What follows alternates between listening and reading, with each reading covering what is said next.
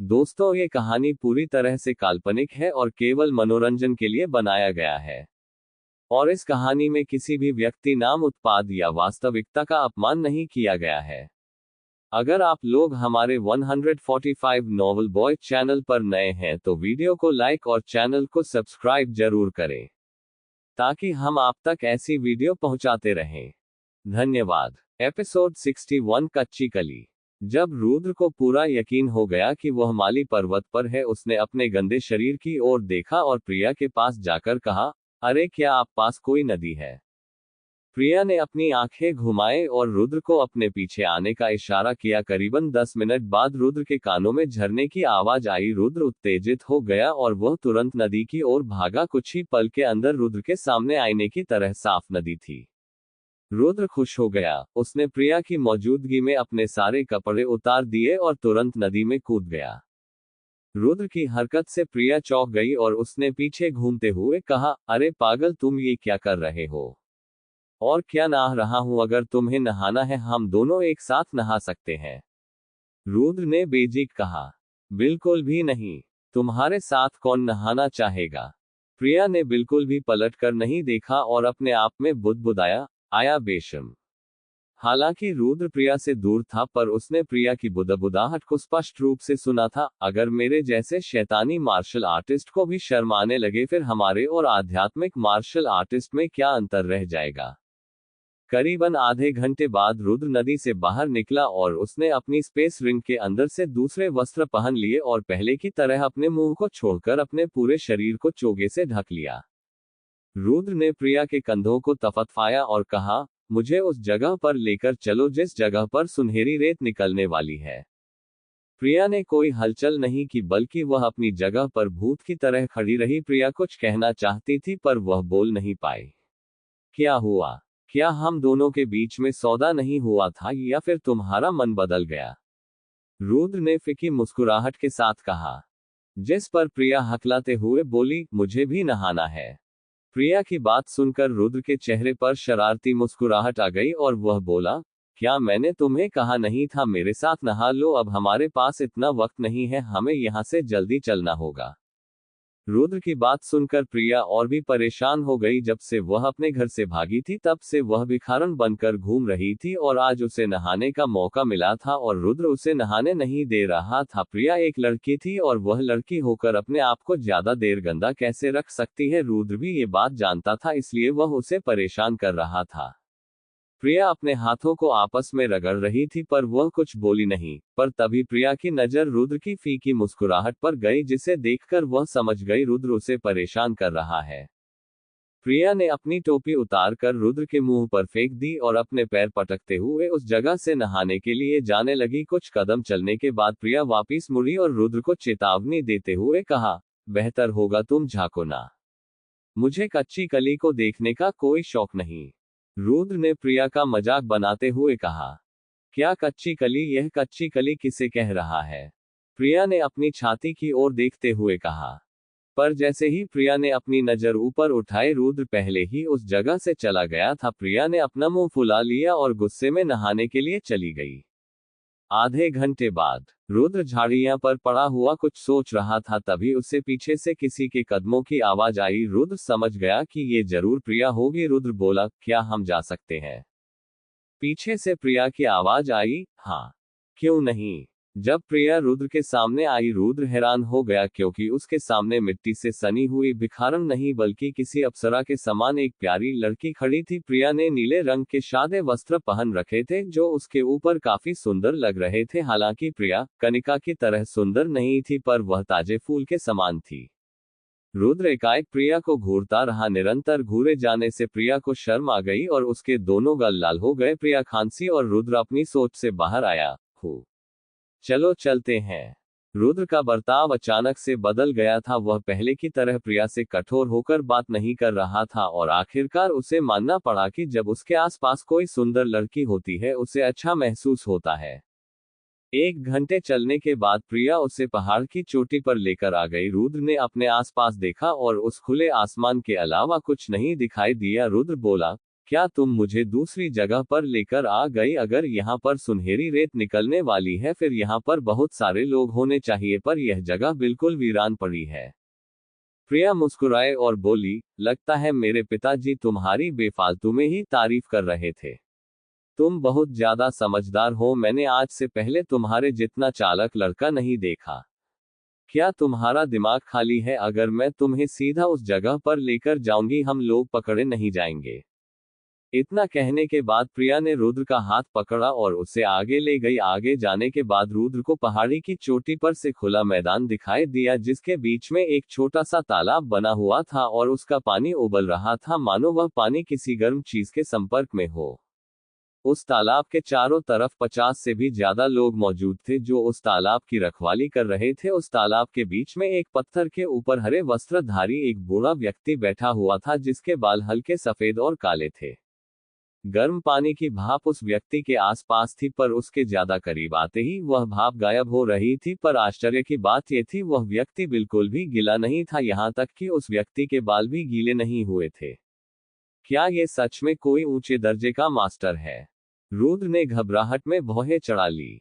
अचानक उस व्यक्ति ने अपनी आंखें खोली और रुद्र की दिशा में देखा। उस व्यक्ति की नजर तेज थी और बिजली की तरह रुद्र और प्रिया की ओर गिरी।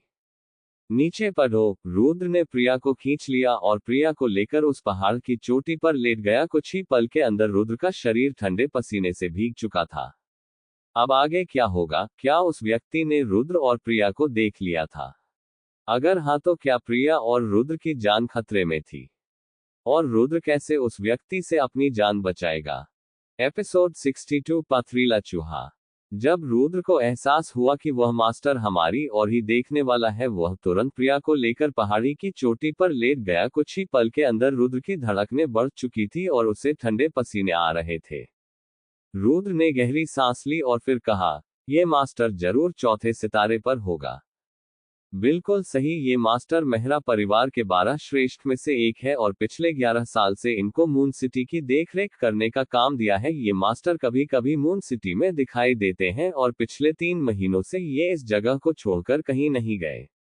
प्रिया ने रुद्र को उस मास्टर के बारे में बताते हुए कहा। प्रिया की बात सुनकर रुद्र सोच में पड़ गया। जितनी रुद्र की ताकत थी वह चाहकर भी उन सभी का सामना नहीं कर सकता। एक चौथे सितारे का मार्शल आर्टिस्ट जिसकी रक्षा 30 से भी ज्यादा तीसरे सितारे के मार्शल आर्टिस्ट कर रहे हैं, अगर रुद्र उनके आसपास भी गया वे लोग उसे नहीं छोड़ेंगे।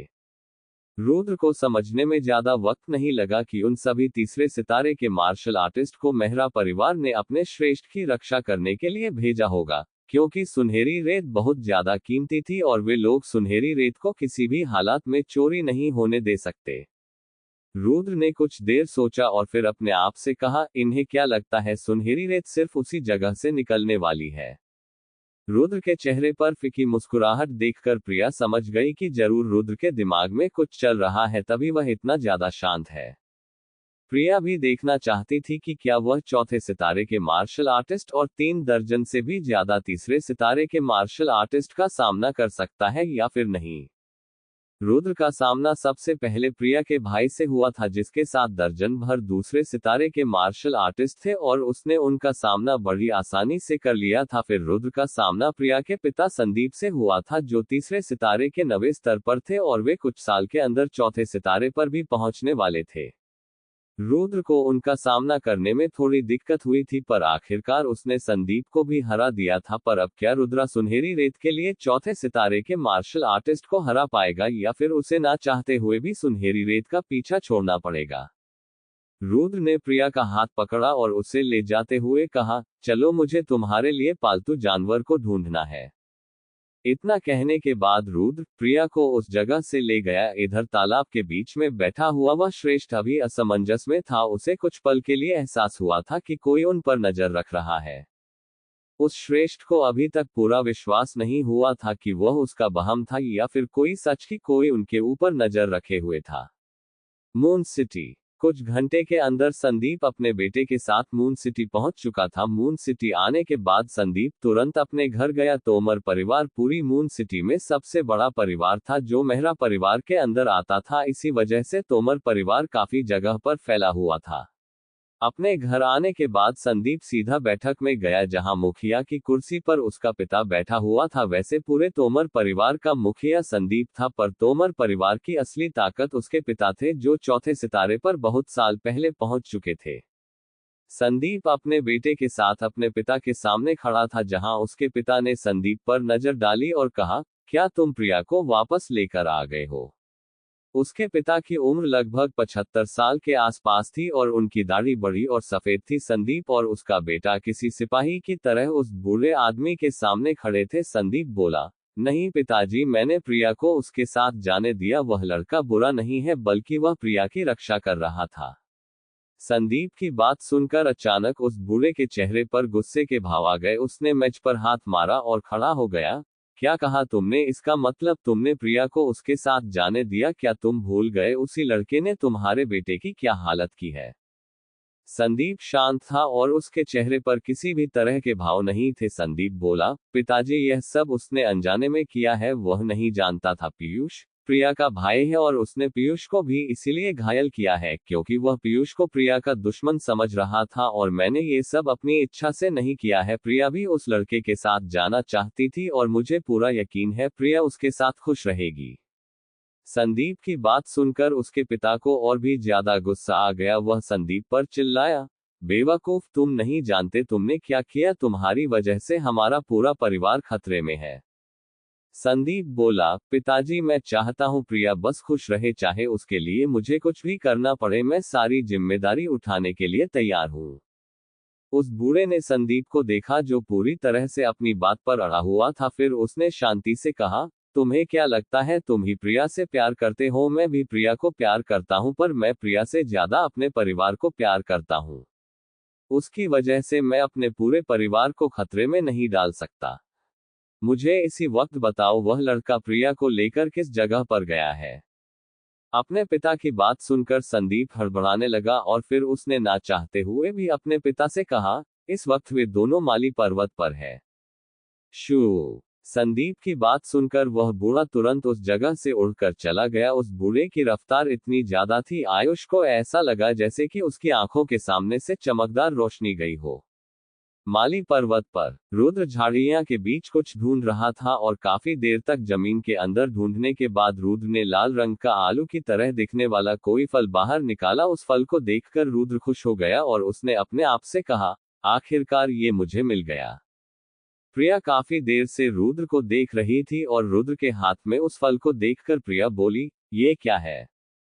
जिस पर रुद्र ने उस फल के ऊपर से मिट्टी उतारी और कहा, ये शकरकंदी है। मैंने इस शकरकंदी को पथरीले चूहे के लिए ढूंढा है। बेशक ये शकरकंदी किसी भी जानवर को पसंद नहीं है, पर उन चूहों को ये शकरकंदी अपनी जान से भी ज्यादा प्यारी है। प्रिया का दिमाग शनका और उसे कुछ याद आया। हाँ, क्या तुम उसी चूहे की बात कर रहे हो जो कुछ ही घंटे के अंदर पहाड़ के अंदर हजारों मील की सुरंग खोद सकता है? मैंने इन चूहे के बारे में पढ़ा है, ये ज्यादा ताकतवर नहीं होते। कोई भी दूसरे सितारे का मार्शल आर्टिस्ट इन चूहों को पकड़ सकता है। तभी प्रिया को कुछ एहसास हुआ और वह हैरान हो गई। प्रिया बोली, इसका मतलब तुम इस चूहे की मदद से सुरंग खुदवाकर सुनहरी रेत को चुराना चाहते हैं? हाँ, ये योजना अच्छी है। इसकी मदद से हम थोड़ी सी सुनहरी रेत चुरा सकते हैं। रुद्र ने प्रिया के सवाल का कोई जवाब नहीं दिया, बल्कि प्रिया की बात सुनकर रुद्र के चेहरे पर फीकी मुस्कुराहट आ गई। कुछ देर प्रिया ने रुद्र को देखा और फिर उसने मुंह फुला लिया, क्योंकि उसे समझ में नहीं आ रहा था कि रुद्र के दिमाग में क्या चल रहा है। प्रिया को काफी हद तक समझ में आ गया था कि रुद्र क्या करना चाहता है, पर रुद्र की मुस्कुराहट देखकर उसे अपने ऊपर संदेह हो रहा था कि क्या रुद्र सच में सुरंग खुदवाकर सुनहरी रेत को चुराना चाहता है या फिर उसकी योजना कुछ और है। कुछ देर बाद सारी तैयारी करने के बाद रुद्र ने जलती आग के ऊपर शकरकंदी को पकाने के लिए छोड़ दिया और खुद प्रिया को लेकर पास ही झाड़ियां में छुप गया। कुछ ही सेकंड के अंदर उस सदर्घी की मीठी सुगंध चारों तरफ फैल गई और कुछ देर इंतजार करने के बाद रुद्र को जमीन के अंदर हलचल महसूस हुई और फिर जमीन के अंदर से खरगोश जितना बड़ा चूहा बाहर निकला, जिसका रंग सफेद था और उसके 2 दांत बाहर निकले हुए थे, जिस वजह से वह चूहा और भी ज्यादा सुंदर लग रहा था। रुद्र तुरंत झाड़ियां से बाहर निकला और इससे पहले वह चूहा कुछ समझ पाता रुद्र ने उस चूहे को पकड़ लिया। उस चूहे ने रुद्र के हाथों से भागने की कोशिश की पर रुद्र जैसे शैतान के हाथों से भागना नामुमकिन था। रुद्र ने उस चूहे पर अपनी पकड़ मजबूत कर ली पर वह चूहा अपने जीवन के साथ संघर्ष कर रहा था। वह रुद्र के हाथों से भागने की हर संभव कोशिश कर रहा था और जितना ज्यादा वह चूहा संघर्ष कर रहा था रुद्र की पकड़ उस चूहे पर उतनी ही ज्यादा हो रही थी। प्रिया से ये सब और नहीं देखा गया। उसने रुद्र के हाथ पर अपना हाथ मारा और उस चूहा को पकड़कर अपने सीने से लगा लिया। तुम इतने ज्यादा निर्दयी कैसे हो सकते हो? क्या तुम्हें नहीं दिख रहा इस दर्द हो रहा है? रुद्र के चेहरे पर अजीब भाव आ गए और वह बोला, तुम ये क्या कर रही हो? यह आध्यात्मिक जानवर है, इसे जल्दी से चोट नहीं लगेगी और मुझे कुछ भी करके इसे अपना पालतू बनाना पड़ेगा। हमारे पास ज्यादा वक्त नहीं है। अगर इसे अपना पालतू बनाना है मैं भी ये काम कर सकती हूँ। मैंने अपने घर के अंदर बहुत से आध्यात्मिक जानवर को अपना पालतू बनाया है और वे जानवर भी मेरी बात मानते हैं। प्रिया ने उस चूहे के शरीर पर अपना हाथ फेरते हुए कहा। कहीं ना कहीं वह चूहा भी प्रिया की बात समझ रहा था। उस चूहे ने प्रिया के हाथ से भागने की बिल्कुल भी कोशिश नहीं की और रुद्र को इस तरह देखा जैसे कि वह उसे चिढ़ा रहा हो। उस चूहे को देखकर रुद्र का गुस्सा बढ़ता जा रहा था। उसने उस चूहे को गुस्से में देखा पर उस चूहे पर रुद्र के गुस्से का कोई प्रभाव नहीं पड़ा। अब आगे क्या होगा? क्या सच में रुद्र की योजना सुरंग को खुदवाकर सुनहरी रेत को चुराना था, या फिर रुद्र की कोई और योजना थी? और क्या प्रिया उस चूहे को अपना पालतू बनाने में कामयाब हो जाएगी? एपिसोड 63 रहस्यमय युवा। रुद्र को उस चूहे पर बहुत ज्यादा गुस्सा आ रहा था क्योंकि रुद्र के पास ज्यादा वक्त नहीं था और प्रिया भी उस चूहे को बचा रही थी। पर तभी रुद्र की शैतानी मुस्कुराहट वापस आ गई। बेशक उसके मन में उस चूहे को लेकर अच्छे इरादे नहीं थे, कहीं ना कहीं वह पथरीला चूहा भी रुद्र के इरादे भाप गया था। वह डर की वजह से अपने मुंह को प्रिया के सीने में छुपा लेता है।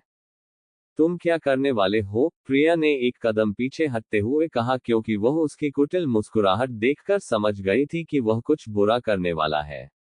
रुद्र ने अपनी स्पेस रिंग के अंदर से लकड़ी की बनी बोतल बाहर निकाली जिसके अंदर उसने बर्फीले कीड़े को रखा था। रुद्र के पास जिस प्राचीन किताब का ज्ञान था रुद्र ने उसकी मदद से बर्फीले कीड़े की संख्या बढ़ा ली थी।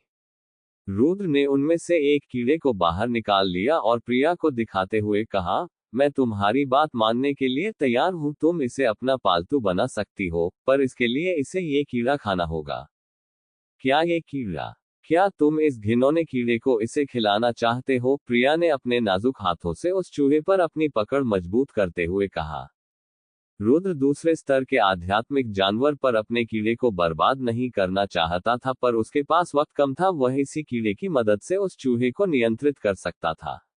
अगर एक बार किसी भी आध्यात्मिक जानवर या फिर इंसान ने रुद्र के कीड़े को खा लिया, फिर वह जानवर या इंसान कितना भी ताकतवर हो, रुद्र उसे नियंत्रित कर सकता है। अगर वह इंसान रुद्र की बात नहीं मानेगा, उसे असहनीय दर्द महसूस होगा और फिर वह मर जाएगा। रुद्र इस कीड़े की मदद से उस चूहे को नियंत्रित करना चाहता था जिससे वह उस चूहे से अपना काम निकलवा सके। प्रिया ने उस चूहे को देखा जो कांप रहा था। उस चूहे की ऐसी हालात देखकर प्रिया बोली, ये इस घिनौने कीड़े को नहीं खाने वाला। तुम्हारे पास दो रास्ते हैं, पहला इस चूहे को ये कीड़े खिला दो या फिर इस चूहे को मुझे सौंप दो, मैं इसे अपने तरीके से सिखाऊंगा, रुद्र ने थोड़े गुस्से में कहा। रुद्र का गंभीर चेहरा देखकर प्रिया ने उस चूहे को प्यार से देखा और फिर उसे समझाते हुए कहा, देखो तुम्हें इस कीड़े को खाना होगा, इस जल्लाद के हाथों में जाने से बढ़िया तुम इस कीड़े को खा लो। इतना कहने के बाद प्रिया ना चाहते हुए भी उस चूहे को रुद्र के पास ले गई, जहां रुद्र ने अपने एक हाथ से उस चूहे का मुंह खोल लिया और दूसरे हाथ से उस चूहे के मुंह में कीड़े को डालने ही वाला था। तभी रुद्र को कुछ एहसास हुआ और उसने प्रिया को धक्का दे दिया और खुद भी पीछे हट गया। शू! अचानक हवा को चीरते हुए उन दोनों के बीच से नीले रंग की रोशनी चली गई। वह रोशनी धारदार ब्लेड की तरह थी जो अपने सामने आने वाले हर मार्शल आर्टिस्ट को घायल करने में सक्षम थी। रुद्र ने उस दिशा में देखा जिस दिशा से वह रोशनी आई थी। रुद्र को करीबन 7 मीटर की दूरी पर एक युवा दिखाई दिया, दिखने में सुंदर और लंबा कद। उस युवा ने नीले रंग के वस्त्र धारण किए हुए थे। उस युवा की उम्र 20 साल के आसपास थी। जैसे ही उस चूहे की नजर युवा पर पड़ी वह चींची करके चिल्लाने लगा और तुरंत प्रिया की ढीली पकड़ से भागकर उस युवा के कंधे पर जाकर बैठ गया। चूहे को ऐसी हरकत करते हुए देखकर रुद्र के मुंह से निकला, इसका मतलब इस चूहे का मास्टर था। तभी सामने खड़े युवा ने थोड़े गुस्से में कहा, तुम्हारी इतनी ज्यादा हिम्मत जो तुमने मेरे आध्यात्मिक चूहे को नुकसान पहुंचाने की कोशिश की। उस युवा की बात सुनकर प्रिया ने गलतफहमी को दूर करते हुए कहा, अरे तुम गलत समझ रहे हो हमारा इरादा। पर इससे पहले प्रिया आगे कुछ बोल पाती तभी रुद्र ने प्रिया की बात को काटते हुए कहा, क्या हुआ अगर तू इसका मास्टर है? हमें आज के दिन इस चूहे की जरूरत है और हमें ये चूहा चाहिए। हाँ हाँ हाँ, एक दूसरे सितारे के चौथे स्तर पर है और दूसरा पांचवे और तुम दोनों मेरे चूहे को मुझसे छीनना चाहते हो। लगता है तुम्हें मौत के घाट उतारना पड़ेगा, उस युवा ने फीकी मुस्कुराहट के साथ कहा। पर रुद्र ने उसे सोचने समझने का ज्यादा वक्त नहीं दिया और अपना खंजर निकालकर उसकी ओर बढ़ने लगा। रुद्र के हाथ में उस खंजर की आभा देखकर वह युवा समझ गया कि ये तीसरे स्तर का हथियार है। अगले ही पल उस युवा के चेहरे पर गंभीर भाव आ गए। उस युवा की अंगूठी चमकी और अगले ही पल उसके हाथ में लंबी तलवार दिखाई देने लगी। उस तलवार की आभा रुद्र के खंजर से कई गुना ज्यादा थी और सूर्य की किरण उस तलवार पर पड़ने की वजह से ऐसा लगा जैसे कि वह तलवार खुद स्वर्ग से उतरी हो। रुद्र की रफ्तार धीमी हो गई और उसकी नजर उस तलवार पर टिक गई। तीसरी सितारे के सातवें स्तर पर और चौथे स्तर का हथियार, रुद्रा ने गंभीरता से कहा। इतनी कम उम्र में तीसरे स्तर पर पहुंच पाना बहुत ज्यादा मुश्किल है और साथ में उसके पास चौथे स्तर का हथियार भी है। क्या ये किसी राजश्री परिवार का युवा मास्टर है? रुद्र काफी हद तक जान गया था कि सामने खड़ा लड़का राजश्री परिवार से है, वरना इतनी कम उम्र में तीसरे सितारे पर पहुंच पाना नामुमकिन है और साथ में उसके पास चौथे स्तर का हथियार भी है। जरूर वह अपने परिवार के लिए बहुत ज्यादा खास होगा या फिर अगला बनने वाला मुखिया। उस युवा के बारे में अनुमान लगाने के बाद रुद्र ने अपने आप से कहा, मैंने इसको नजरअंदाज कर दिया, कल को ये मेरे लिए मुसीबत खड़ी करेगा, इसको मारना ही मेरे लिए अच्छा होगा। इतना सोचने के बाद रुद्र ने पूरा मन बना लिया कि वह आज उस युवक को मार कर रहेगा। रुद्र की आंखों में उस युवा को मारने का इरादा साफ था, यहाँ तक कि उसे सोने की भी जरूरत नहीं पड़ रही थी। रुद्र को पागलों की तरह अपनी तरफ आता हुआ देखकर वह युवा हैरान हो गया। क्या ये पागल है? इसे नहीं देख रहा उसका दुश्मन कितना ज्यादा ताकतवर है? कुछ ही पल के अंदर रुद्र और उस युवा के बीच की दूरी घटकर 2 मीटर हो गई। रुद्र ने अपनी छाया प्रतिरूप मार्शल आर्ट का इस्तेमाल किया और उस युवा के सामने रुद्र की 5 आकृति आ गई। पर उस युवा के चेहरे पर डर का नामो निशान नहीं था, बल्कि फीकी मुस्कुराहट थी, जैसे कि रुद्र को संभालना उसके लिए बच्चों का खेल हो। उस युवा ने अपनी तलवार को हवा में घुमाया और रुद्र की 5 आकृति को एक ही वार में काट कर रख दिया। रुद्र को खत्म करने के बाद उस युवा के चेहरे पर हल्की मुस्कुराहट थी, पर तभी उसे पीछे से किसी की आवाज आई, सच में तेरी तलवारबाजी तारीफ के काबिल है, पर तेरी किस्मत खराब जो तेरा सामने मुझसे हुआ। बेशक ये आवाज रुद्र की थी। छाया प्रतिरूप मार्शल आर्ट का इस्तेमाल करके रुद्र पलक झपकने की रफ्तार से किसी के भी पीछे आ सकता है। रुद्र की आवाज सुनकर उस युवा की रूह कांप गई, पर अब देर हो गई थी क्योंकि रुद्र का खंजर उस युवा पर चल गया था।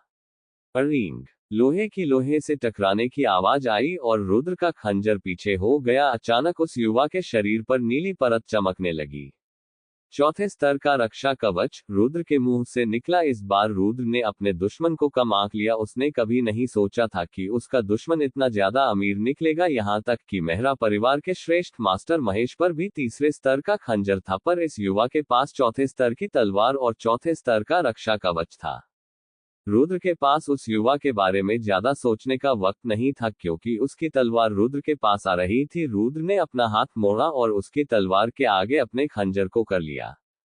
बैंग, रुद्र उड़ता हुआ 3 मीटर दूर जाकर गिरा और उसका तीसरे स्तर का खंजर 2 टुकड़ों में बट गया। उस युवा के हमले में इतनी ज्यादा ताकत थी, रुद्र भी अपने आप को खून की उल्टी करने से नहीं रोक पाया।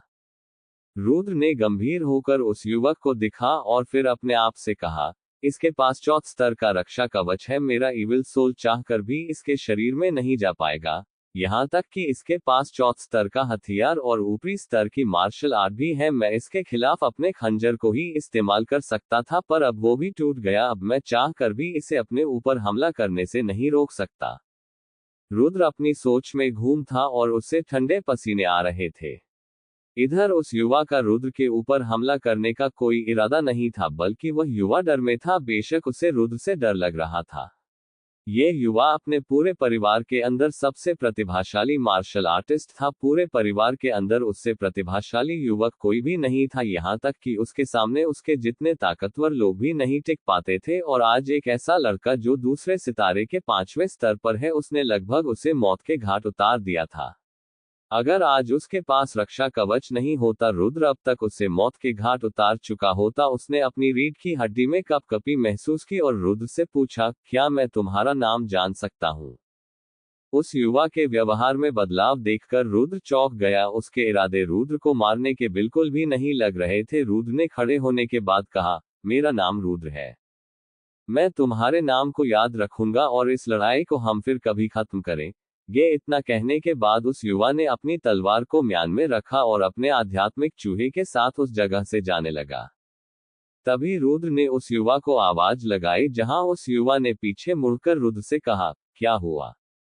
जिस पर रुद्र ने अपने चेहरे पर हल्की मुस्कुराहट लाते हुए कहा, मैं जानता हूं तुम भी यहाँ पर सुनहरी रेत चुराने के लिए आए हो। क्यों, सही कहा ना मैंने?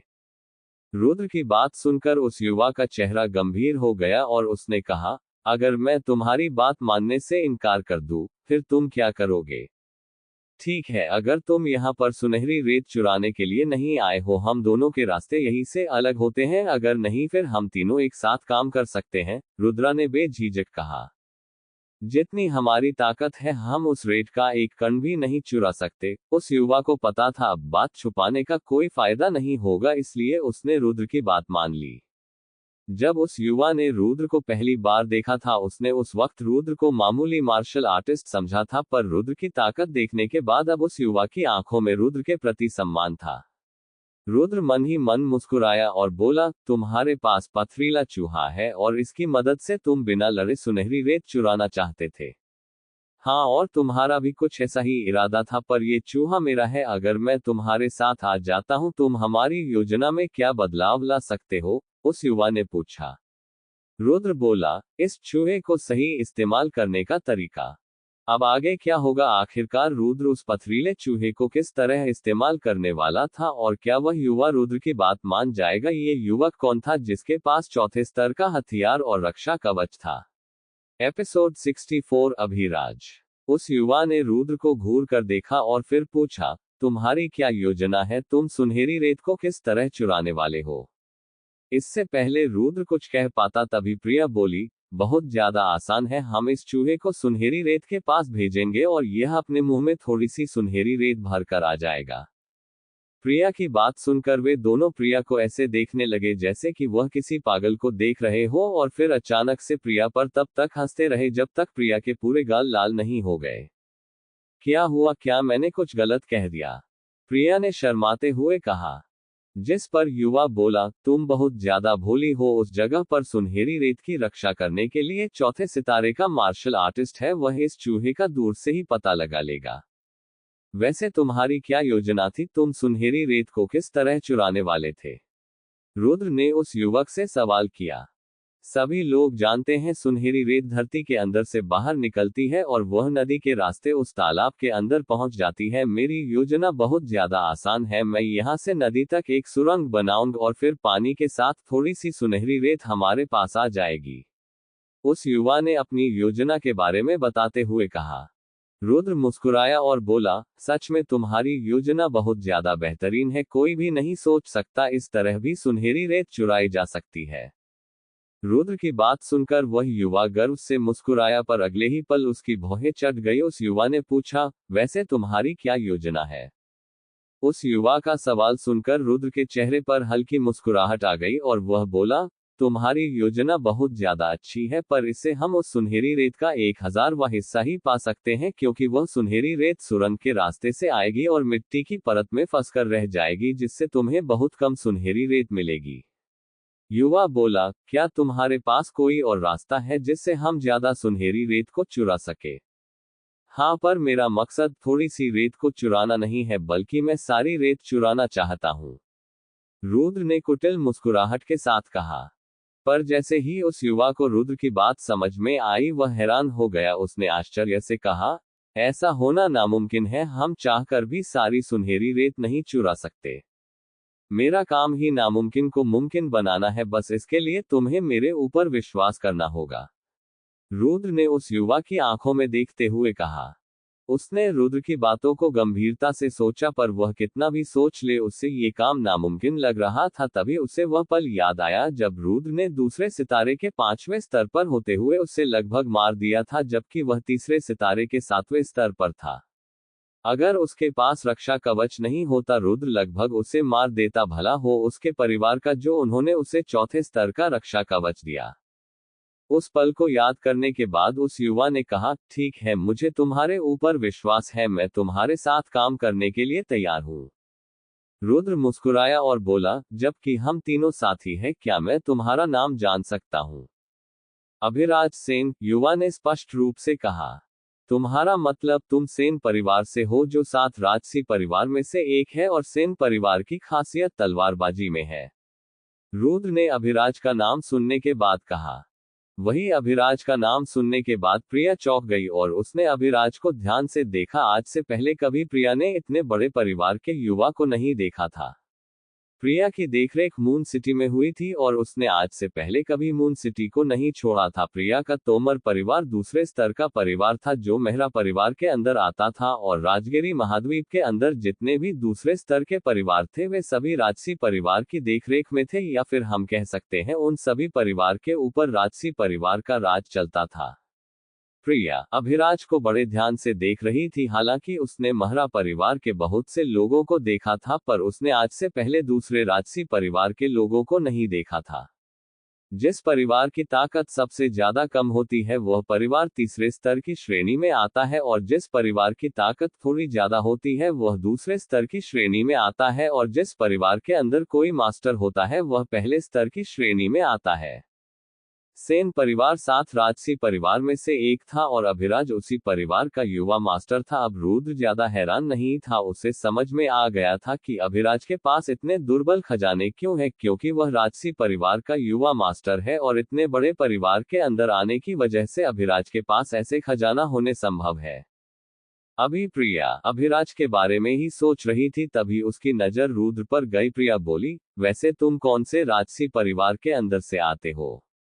प्रिया अपने आप को यह सवाल पूछने से नहीं रोक पाई, क्योंकि रुद्र की उम्र भी 17 या 18 साल के आसपास थी और वह इतना ज्यादा चालाक और ताकतवर था, यहाँ तक कि वह अभिराज को भी समान रूप से टक्कर दे रहा था। इसलिए प्रिया को पूरा विश्वास था कि रुद्र जरूर किसी राजसी परिवार से होगा। अभिराज के भी कान खड़े हो गए। वह भी जानना चाहता था कि आखिरकार कौन सा राजसी परिवार है जिसने रुद्र जैसे शैतान को जन्म दे दिया। अब आगे क्या होगा? क्या रुद्र उन सभी को अपनी असलियत बता देगा कि वह एक बेहद कमजोर परिवार से आता है, या फिर रुद्र उनसे झूठ बोलेगा? एपिसोड 65 प्राचीन फॉर्मेशन। प्रिया और अभिराज की आंखों में चमक थी। उन दोनों को जानना था कि आखिरकार रुद्र कौन से राजसी परिवार से है। रुद्र बोला, तुमने मेरे बारे में गलत अनुमान लगा लिया। मैं किसी राजसी परिवार से नहीं हूं, मैं लोट सिटी के अंदर वर्मा परिवार से आता हूं और मैं वर्मा परिवार का सलाहकार हूं। क्या वर्मा परिवार? ये कौन सा बड़ा परिवार है? हमने आज से पहले इस परिवार के बारे में क्यों नहीं सुना? प्रिया बोली, तुम लोग मेरे परिवार के बारे में नहीं जानते होंगे, क्योंकि मेरा परिवार तीसरे स्तर का परिवार है। रुद्र ने उन दोनों की गलतफहमी को दूर करते हुए कहा। अब रुद्र की बात सुनकर उन दोनों को शक होने लगा। वे सोच रहे थे कि रुद्र उनसे झूठ बोल रहा है। उनका मानना था एक निचले स्तर का परिवार रुद्र जैसे शैतान को तैयार नहीं कर सकता, और कहीं ना कहीं वे दोनों सही भी थे, क्योंकि तीसरे स्तर का परिवार बहुत ज्यादा गरीब होता है। उनके पास इतने स्पिरिचुअल स्टोन नहीं होते जो वे ताकत बढ़ाने वाली दवाएं और मार्शल आर्ट को खरीद सके। किसी भी मार्शल आर्टिस्ट को अपनी ताकत बढ़ाने के लिए वातावरण में मौजूद एनर्जी को अपने शरीर के अंदर समाहित करना होता है, और जिस जगह पर एनर्जी ज्यादा होती है उनके अगले स्तर पर पहुंचने की संभावना भी बढ़ जाती है। इसलिए राजसी परिवार वाले उसी जगह पर बैठकर अपनी ताकत को बढ़ाते हैं जिस जगह पर वातावरण में मौजूद एनर्जी ज्यादा होती है। पर तीसरे स्तर का परिवार जो कि पिछले इलाके में से आता है और उस जगह पर एनर्जी भी बहुत ज्यादा कम होती है, उस जगह पर इतनी कम उम्र में इतना ताकतवर होना नामुमकिन है। अभिराज रुद्र के पास गया और उसके कंधे पर हाथ रखते हुए कहा, अगर ऐसी बात है तुम हमारे परिवार के साथ जुड़ सकते हो। अभिराज को अपनी बात पर बिल्कुल भी पछतावा नहीं था। आखिरकार अगर वह रुद्र जैसे प्रतिभाशाली युवा को अपने परिवार के अंदर शामिल करा लेता है, इसमें उसका कोई नुकसान नहीं होगा। और जहां तक अभिराज को उम्मीद थी, रुद्र आगे चलकर जरूर ताकतवर मास्टर बनेगा। अभिराज रुद्र की हाँ सुनने का इंतजार कर रहा था, क्योंकि उसके हिसाब से उसने रुद्र को अच्छा प्रस्ताव दिया था। अगर रुद्र उसके राजसी परिवार के साथ जुड़ जाता है, उसे बहुत ज्यादा फायदा होगा। उसे अच्छी जगह पर अपनी ताकत बढ़ाने का मौका मिलेगा, जिस जगह पर एनर्जी भी बहुत ज्यादा होगी और वक्त के साथ उसका ओहदा भी बढ़ जाएगा। रुद्र ने अपने कंधों से अभिराज का हाथ हटाया और हंसते हुए कहा, तुमने बहुत देर कर दी। मैंने पहले ही कौशिक परिवार के साथ सौदा कर लिया। अगर तुम भी हमारे परिवार के साथ सौदा करना चाहते हो, मैं खुशी खुशी तैयार हूं। इस बार रुद्र ने उनके ऊपर बम फोड़ दिए। उनके लिए रुद्र की बातों को हजम करना नामुमकिन था। उन्होंने काफी देर तक रुद्र को संदेह की दृष्टि से देखा, पर रुद्र के हाव भाव देखकर उन्हें कहीं से भी नहीं लग रहा था कि रुद्र झूठ बोल रहा है। पर ऐसा होना नामुमकिन है। कौशिक परिवार किसी तीसरे स्तर वाले परिवार के साथ सौदा नहीं कर सकता। अगर यह बात सातों राजसी परिवार में फैल गई, इसकी वजह से कौशिक परिवार की बहुत ज्यादा बदनामी होगी। अगर कोई परिवार कौशिक परिवार के साथ सौदा करने के लिए लायक है, वह सिर्फ राजसी परिवार है। अभिराज बोला, अगर तुम्हें कुछ नहीं बताना मत बताओ, पर इस तरह हमसे झूठ तो मत बोलो। प्रिया भी बोली, ये बिल्कुल सही कह रहा है। हमने तुमसे अपने बारे में कुछ नहीं छुपाया, पर तुम सब कुछ छुपा रहे हो, ये गलत बात है। उन दोनों की बात सुनकर रुद्र को समझ में नहीं आ रहा था कि उसे क्या कहना चाहिए। उसने तो उन दोनों से सच कहा था। अगर उन्हें रुद्र की बात पर विश्वास नहीं हो रहा, इसमें रुद्र की क्या गलती है। अभिराज ने कुछ देर रुद्र को देखा और फिर कहा, चलो छोड़ो, अगर तुम नहीं बताना चाहते, हम भी तुम्हारे ऊपर दबाव नहीं डालेंगे। वैसे भी काम खत्म होने के बाद हम सभी अलग हो जाएंगे, इसलिए तुम्हारे बारे में जानकर हम लोग क्या करेंगे। फिलहाल हमें तुम्हारी योजना के ऊपर काम करना चाहिए। रुद्र के चेहरे पर मुस्कुराहट आ गई। कहीं ना कहीं रुद्र को अभिराज का बर्ताव अच्छा लगा था। इस दुनिया के अंदर सभी लोग एक दूसरे से फायदे के लिए जुड़े थे, और वैसे भी वे तीनों कुछ दिनों के लिए एक साथ थे, फिर उन तीनों के रास्ते अलग हो जाएंगे। वही अभिराज की बात सुनकर प्रिया के चेहरे पर उदासी आ गई। उसने कहा, तुम दोनों अभी से ही अलग होने की बात क्यों कर रहे हो? क्या हम तीनों हमेशा के लिए दोस्त नहीं बन सकते? प्रिया की बात का उन दोनों पर कोई असर नहीं पड़ा, बल्कि वे मुस्कुराए। रुद्र ने अपनी स्पेस रिंग के अंदर से कागज और कलम बाहर निकाल लिया और उस कागज को जमीन पर रखकर एक आकृति बनाने लगा। प्रिया को कुछ समझ में नहीं आ रहा था कि रुद्र उस कागज पर क्या बना रहा है, पर जैसे जैसे अभिराज उस चित्र को देख रहा था, उसकी आंखें आश्चर्य से चौड़ी होती जा रही थी। 5 मिनट बाद जब रुद्र ने उस चित्र को पूरा कर लिया, अभिराज की आंखें चौड़ी हो गई और उसके भाव बदल गए। ये तो पहले स्तर की फॉर्मेशन है, अभिराज बोला। अभिराज की बात सुनकर रुद्र के चेहरे पर हल्की मुस्कुराहट आ गई। वह जानता था कि अभिराज को पता चल जाएगा, वह इस कागज पर एक फॉर्मेशन बना रहा है। आखिरकार वह 7 राजसी परिवार में से एक था, और राजसी परिवार के युवाओं को बचपन से ही फॉर्मेशन, मार्शल आर्ट और दवाइयां के बारे में पढ़ाया जाता है। अभिराज ने कागज पर बनी फॉर्मेशन को बहुत देर तक ध्यान से देखा और फिर आश्चर्य के साथ कहा, मैंने बहुत सारी फॉर्मेशन देखी है, पर यह सबसे अलग है। क्या इस दुनिया के अंदर ऐसी फॉर्मेशन भी पाई जाती है? अभिराज की बात सुनकर रुद्र ने अपने मन में सोचा, तू तो क्या, तेरा पूरा परिवार भी इस फॉर्मेशन के बारे में नहीं बता पाएगा। ये प्राचीन काल की फॉर्मेशन है। जब अभिराज उस फॉर्मेशन को नहीं समझ सका, उसने रुद्र की ओर देखते हुए कहा, क्या तुम किसी राजसी परिवार से हो? नहीं नहीं, मुझे लगता है तुम राज परिवार से हो। जब अभिराज ने रुद्र को फॉर्मेशन बनाते हुए देखा, उसे यकीन करना मुश्किल हो गया कि रुद्र तीसरे स्तर के परिवार से आता है। यहाँ तक कि राजसी परिवार के युवा मास्टर भी इतने ज्यादा प्रतिभाशाली नहीं होते जितना रुद्र था। इसलिए अभिराज को ऐसा लगा था कि रुद्र राज परिवार से आता है, क्योंकि राजसी परिवार से ऊपर राज परिवार है, और राज परिवार ही रुद्र जैसे शैतान को तैयार कर सकता है। अभिराज की बात सुनकर रुद्र के चेहरे पर कोई भाव नहीं थे। उसने अपने कंधे उचकाते हुए कहा, मैंने तुम्हें पहले ही सच बता दिया, तुम्हें मेरी बात पर विश्वास करना है करो, वरना रहने दो। अभिराज ने कुछ देर सोचा और फिर सर हिलाया। वैसे भी उसे यह जानकर क्या करना था कि रुद्र कौन है, उसे बस सुनहरी रेत से मतलब था। रुद्र ने उस फॉर्मेशन को स्पेस रिंग के अंदर रखने के बाद माली पर्वत का नक्शा बाहर निकाला और उन दोनों को पीछे छोड़ते हुए आगे चला गया। प्रिया और अभिराज भी रुद्र का पीछा करने लगे और आधे दिन बाद रुद्र एक जगह पर आकर रुक गया। प्रिया और अभिराज रुद्र के पीछे खड़े थे और उनकी आंखों में जिज्ञासा थी कि आखिरकार रुद्र क्या करने वाला है। रुद्र ने अपने आसपास की जगह देखी और फिर कहा, हम पहले स्तर की सीमा पर है, इससे आगे माली पर्वत का दूसरा स्तर शुरू हो जाएगा। माली पर्वत 3 स्तर में बटा हुआ था, जहां पहले स्तर पर पहले सितारे और दूसरे सितारे के आध्यात्मिक जानवर मिलते थे और पहले स्तर पर ज्यादातर पहले और दूसरे सितारे के मार्शल आर्टिस्ट ही आते थे। वहीं माली पर्वत का दूसरा स्तर तीसरे और चौथे सितारे वाले आध्यात्मिक जानवर से भरा हुआ था। दूसरे स्तर पर कोई मास्टर ही अपना पालतू जानवर ढूंढने के लिए जाने की हिम्मत करता था और माली पर्वत का तीसरा भाग 5वें और 7वें सितारे वाले आध्यात्मिक जानवर से भरा हुआ था और कोई पागल मार्शल आर्टिस्ट ही ऐसा होगा जो उस जगह पर जाने की हिम्मत करेगा। माली पर्वत के तीसरे भाग में 5वें सितारे का मार्शल आर्टिस्ट भी जाने से कतराता है, क्योंकि उस जगह पर उसके बचने की संभावना भी बहुत ज्यादा कम होती है। रुद्र इस वक्त माली पर्वत के पहले और दूसरे स्तर की सीमा पर खड़ा था। निरीक्षण करने के बाद रुद्र अभिराज के पास गया और बोला, मुझे इसी जगह पर फॉर्मेशन का जाल बिछाना है, इसके लिए मुझे इस चूहे की मदद चाहिए।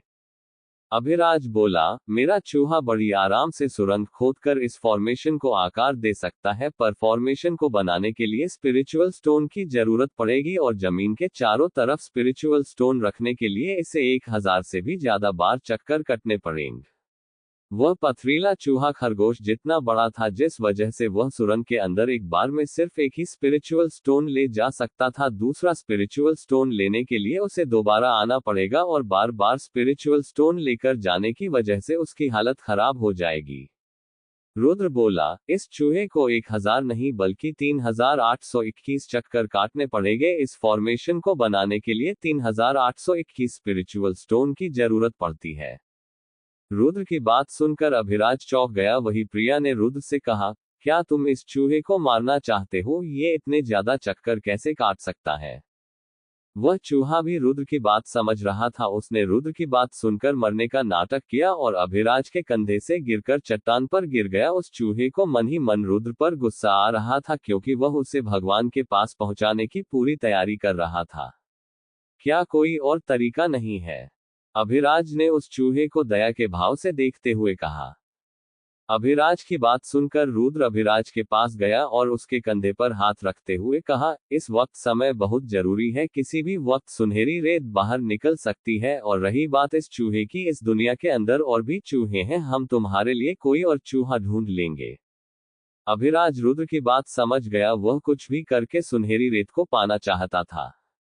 जब उस चूहे ने देखा उसका मालिक मान गया है, उसने हाथ जोड़ते हुए अभिराज को समझने की कोशिश की। मालिक, मुझे जाने दो, मैं यह नहीं कर सकता। क्या आपको इस मासूम प्राणी पर दया नहीं आती? पर अभिराज को उस चूहे पर बिल्कुल भी दया नहीं आई। अभिराज बोला, तुम इसे लेकर अपना काम जल्दी शुरू करो, मुझे और भी चूहे मिल जाएंगे। इतना कहने के बाद अभिराज रुद्र के साथ उस चूहे को शैतानी मुस्कुराहट के साथ देखने लगा। दूर खड़ी प्रिया भी सब कुछ देख रही थी। उसने उस चूहे को गले से लगा लिया और उसे हिम्मत दी, क्योंकि वह भी रुद्र और अभिराज को चाहकर भी नहीं रोक सकती थी। अब आगे क्या होगा? क्या वह चूहा उस फॉर्मेशन को पूरा कर पाएगा? और रुद्र फॉर्मेशन बनाकर किस तरह सुनहरी रेत चुराना चाहता है? एपिसोड 66 अगला स्तर। वह चूहा पूरी कोशिश कर रहा था कि उसका मालिक रुद्र की तरह क्रूर ना हो जाए, पर अभिराज ने चूहे के ऊपर बिल्कुल भी ध्यान नहीं दिया, बल्कि अपनी स्पेस रिंग के अंदर से स्पिरिचुअल स्टोन का ढेर बाहर निकाल कर रख दिया। अभिराज ने चूहे के ऊपर दबाव दिया, जिस वजह से उस चूहे को ना चाहते हुए भी काम करना पड़ा। लगभग आधे घंटे बाद धरती के नीचे सुरंग का जाल बन चुका था, जो धीरे धीरे रुद्र की फॉर्मेशन का आकार ले रही थी। जब चूहा 100वां स्पिरिचुअल स्टोन लेने के लिए बाहर आया, उसकी हालत हाफते हुए कुत्ते की तरह हो गई थी, पर उन दोनों पर इस बात का कोई फर्क नहीं पड़ रहा था। अभिराज और रुद्र ऐसे खड़े थे जैसे कि वह अपने किसी नौकर को खेत में काम करते हुए देख रहे हैं। एक दिन के अंदर उस चूहे ने 500 से भी ज्यादा स्पिरिचुअल स्टोन को उनकी जगह पर रख दिया था, पर अब तक उसकी हालत बहुत ज्यादा खराब हो गई थी। प्रिया को उस चूहे पर दया आ गई और उसने अभिराज से चुपके उस चूहे को पानी की कुछ बूंद पिलाई। प्रिया उस चूहे के लिए इतना ही कर सकती थी। इस वक्त उस चूहे के लिए प्रिया देवी के समान थी और उसे अपने ऊपर बहुत ज्यादा गुस्सा आ रहा था कि उसने निर्दय और क्रूर मास्टर को चुना है। पूरे 2 दिन खत्म होने के बाद वह चूहा गड्ढे के अंदर से बाहर आया और अब तक उसने सभी स्पिरिचुअल स्टोन को उनकी जगह पर रख दिया था। उस चूहे की हालत बहुत ज्यादा खराब थी और वह पहले के मुकाबले में बहुत ज्यादा कमजोर था। उसकी हालत देखकर ऐसा लग रहा था वह किसी भी पल मर सकता है। प्रिया ने उस चूहे को गले से लगा लिया और उसे बहुत ज्यादा राहत मिली। रुद्र अभिराज के पास गया और बोला, मैंने कहा था ये कर लेगा और देखो इसने वक्त से पहले ही काम को पूरा कर लिया। हाँ तुम सही थे, पर मुझे नहीं लगता वह कभी मुझे अपना मलिक मानेगा। अभिराज ने उस चूहे की ओर देखते हुए कहा जो इस वक्त प्रिया की गोद में था। तुम चिंता मत करो, वैसे भी वह चूहा पहले स्तर का जानवर है। अगर वह इतना काम करने के बाद मर जाता फिर वह पहला स्तर का जानवर कहलने के बिल्कुल भी लायक नहीं होता। रुद्र ने बिना किसी भाव के कहा। इतना कहने के बाद रुद्र नदी के पास आ गया और उसने नदी के पास एक और फॉर्मेशन बनाए। उस फॉर्मेशन के चारों तरफ स्पिरिचुअल स्टोन रखने के बाद रुद्र नीचे बैठ गया और जमीन पर हाथ रखते हुए उस फॉर्मेशन को चालू किया। रुद्र ने इस वक्त जिस फॉर्मेशन को बनाया था वह फॉर्मेशन धरती के अंदर बनी फॉर्मेशन को नियंत्रित करने का जरिया था। उस फॉर्मेशन को चालू करते ही धरती के अंदर बनी फॉर्मेशन का सारा नियंत्रण रुद्र के पास आ गया। अब रुद्र जब चाहे उस फॉर्मेशन को चालू कर सकता था। वही रुद्र से कोसों दूर मेहरा परिवार के श्रेष्ठ को भी धरती के अंदर कंपन महसूस हुई, जिसे महसूस करके उनकी आंखें खुल गई। उन्होंने अपने आसपास देखा, पर जब उन्हें कुछ अजीब नहीं लगा वे दोबारा से अपनी जगह पर बैठ गए। इधर रुद्र के चेहरे पर कुटिल मुस्कुराहट थी। पूरी फॉर्मेशन को अपने नियंत्रित में करने के बाद रुद्र के चेहरे पर अलग तेज था। उसने नदी की ओर देखा और फिर अपने आप से कहा, बहुत जल्द उस श्रेष्ठ को बहुत बड़ा झटका लगने वाला है। 8 दिन बाद अभिराज पत्थर के ऊपर बैठा हुआ अपने मन को बदलने की कोशिश कर रहा था, क्योंकि पिछले कुछ दिनों में वह बहुत ज्यादा बोर हो गया था। वह अपने आप को व्यस्त करने की कोशिश कर रहा था, पर सुनहरी रेत के चक्कर में वह अपनी तलवारबाजी का अभ्यास नहीं कर पा रहा था। जब भी वह तलवारबाजी का अभ्यास करने या ध्यान में बैठता था, विचलित मन के कारण वह किसी भी जगह पर ज्ञान केंद्रित नहीं कर पा रहा था। अभिराज की नजर प्रिया पर गई, जो कुछ दिनों से उस चूहे के साथ खेल रही थी। प्रिया को देखने से बिल्कुल भी नहीं लग रहा था कि उसे सुनहरी रेत की चिंता है। प्रिया पूरी दुनिया से अलग अपने जानवर के साथ खेलने में व्यस्त थी। हालांकि वह चूहा अभिराज का था, पर अभिराज ने उस चूहे के साथ जो किया था उस दिन के बाद वह चूहा दोबारा अभिराज के पास नहीं आया। अभिराज ने उस चूहे को देखा और अपने पास बुलाने की कोशिश की, जहां उस चूहे ने अभिराज का मजाक बनाते हुए आंख मार दी। अभिराज को उस चूहे पर बहुत ज्यादा गुस्सा आया, पर उसने रुद्र की ओर अपना सारा ध्यान केंद्रित कर दिया, क्योंकि पिछले कुछ दिनों से रुद्र बहुत ज्यादा शांत था और वह पूरे 8 दिनों से ध्यान के अंदर बैठा हुआ था। अभिराज की नजरों में रुद्र रहस्यमय लड़का था। जितना ज्यादा वक्त अभिराज रुद्र के साथ बिता रहा था, उसे ऐसा लग रहा था कि रुद्र कितना ज्यादा प्रतिभाशाली युवा है। ऐसे युवा सिर्फ राजसी परिवार के अंदर मिलते हैं और कभी कभी अभिराज को रुद्र की प्रतिभा राजसी परिवार से ऊपर राज परिवार की युवा जितनी लगती है। हालांकि रुद्र ने उनसे कहा कि वह निचले स्तर वाले परिवार से आता है, पर अभिराज को रुद्र पर बिल्कुल भी विश्वास नहीं था। अभिराज को ऐसा लग रहा था कि रुद्र उससे अपने परिवार के बारे में छुपा रहा है। अभिराज ने रुद्र को देखा, जो अपनी आंखें बंद करके ध्यान में बैठा हुआ था। तभी रुद्र की आभा में परिवर्तन हुआ, जिसे देखकर अभिराज की आंखें चौड़ी हो गई, क्योंकि रुद्र अगले स्तर पर पहुंच गया था। अब रुद्र दूसरे सितारे के 6ठे स्तर पर था। अभिराज हैरान इसलिए नहीं था कि रुद्र अगले स्तर पर पहुंच गया, बल्कि वह जानता था रुद्र जैसे प्रतिभाशाली युवा के लिए अगले स्तर पर पहुंचना ज्यादा मुश्किल नहीं होगा। पर एक ऐसे वातावरण में जिस जगह पर ध्यान लगाना बहुत ज्यादा मुश्किल है, पर फिर भी रुद्र अगले स्तर पर पहुंच गया। अगले स्तर पर पहुंचना इतना ज्यादा आसान नहीं होता। किसी मार्शल आर्टिस्ट को अगले स्तर पर पहुंचने के लिए शांत जगह पर बैठकर ध्यान लगाना पड़ता है, पर रुद्र ऐसी जगह पर बैठा था जिस जगह चारों तरफ शोर था। अब आगे क्या होगा? क्या रुद्र सुनहरी रेत चुराने में कामयाब हो पाएगा? और जब मेहरा परिवार के श्रेष्ठ को पता चलेगा कि उनकी नाक नीचे क्या हो रहा है, वह क्या करेंगे? क्या उन्हें कभी इस बारे में पता चल पाएगा कि रुद्र ने सुनहरी रेत चुराने की कोशिश की है? एपिसोड 67 अभिराज का प्रस्ताव। रुद्र को दूसरे सितारे के 5वें स्तर से 6ठे स्तर पर देखकर अभिराज हैरान था। रुद्र किसी मास्टर की तरह ध्यान के अंदर बैठा हुआ था, जिसे दुनियादारी से कोई मतलब नहीं था। अभिराज के पास भी ऐसी मानसिक स्थिति नहीं थी जो वह चिंता के माहौल में बैठकर अगले स्तर पर पहुंच सके। अभिराज ने रुद्र की तुलना अपने आप से करते हुए कहा, मैं पूरे सेन परिवार का युवा मास्टर हूं और सभी लोग मुझे बहुत ज्यादा प्रतिभाशाली मानते हैं, यहाँ तक कि पूरे सेन परिवार में मेरे जितना काबिल कोई भी नहीं है। पर जिस दिन से मैं रुद्र के साथ मिला हूं, मेरा पूरा नजरिया बदल गया। मुझे नहीं लगता मैं कभी इसके जितना काबिल बन पाऊं। पूरे राजश्री परिवार में भी इसका जैसा युवा ढूंढना नामुमकिन है। अगले स्तर पर पहुंचने के बाद भी रुद्र ने अपनी आंखें नहीं खोली थी, बल्कि वह किसी मूर्ति की तरह ध्यान के अंदर बैठा हुआ था और धीरे धीरे 7वें स्तर पर पहुंचने की कोशिश कर रहा था।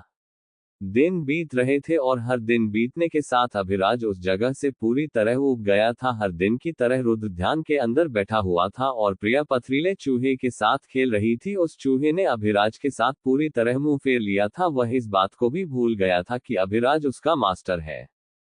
अगर अभिराज को पता होता, वह इतना ज्यादा उब जाएगा। वह कभी उस चूहे को नहीं जाने देता। इस वक्त अभिराज को ऐसा लग रहा था जैसे कि उसे किसी अकेले कमरे में बंद कर दिया हो।